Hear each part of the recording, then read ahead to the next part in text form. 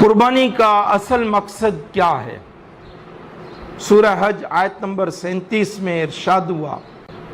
لَن يَنَالَ اللَّهَ لُحُومُهَا،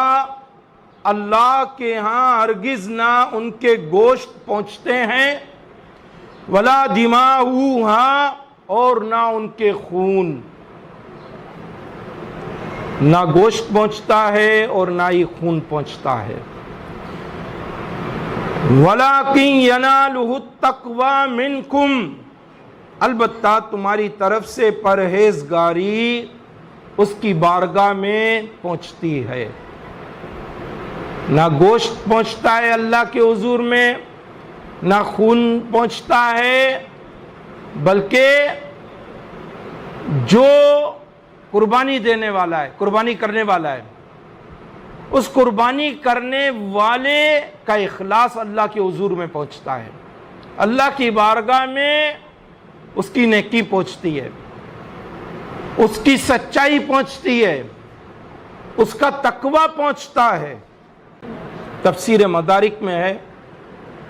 کہ دور جاہلیت میں کفار جانوروں کو ذبح کرتے اور ذبح کرنے کے بعد اس کا خون کعبہ معظمہ کی دیواروں پر لگاتے اور اسے قرب کا ذریعہ جانتے۔ جب مسلمانوں نے حج کیا اور اسی کام کا ارادہ فرمایا تو اس پر یہ آیت کریمہ نازل ہوئی اور بتا دیا گیا قربانی کرنے والا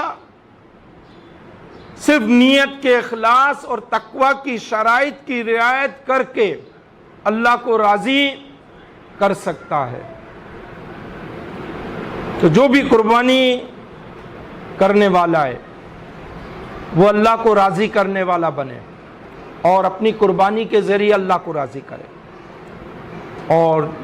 طریقہ یہی ہوگا کہ وہ اخلاص قائم رکھے اور تقوی پرہیزگاری قائم رکھے۔ معلوم ہوا کہ قربانی کا بظاہر مقصد جانور ذبح کرنا ہے، مگر اس کی اصل روح تقوی ہے اور اخلاص کی آبیاری ہے۔ قربانی سنت ابراہیمی والی ہو،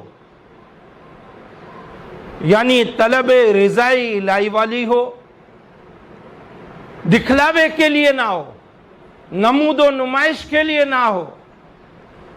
دولت کا رعب جمانے کے لیے نہ ہو، ایک دوسرے سے بازی لے جانے کے لیے نہ ہو، ایک دوسرے کو نیچا دکھانے کے لیے نہ ہو۔ قربانی کی قبولیت کا انحصار ریاکاری پر نہیں ہے بلکہ اخلاص پر ہے، تقوی پر ہے۔ تو قربانی کا جانور خریدنے سے لے کر جب تک وہ جانور ہے خدمت کرنے تک، اور خدمت کرنے کے بعد قربانی کا جانور اللہ کی راہ میں قربان کرتے وقت تک، اور اللہ کی راہ میں قربان کیے جانے کے بعد سے گوشت تقسیم ہونے تک اخلاص ہی اخلاص سے مالا مال ہو، اس کا ہر لمحہ پرہیزگاری والا ہو۔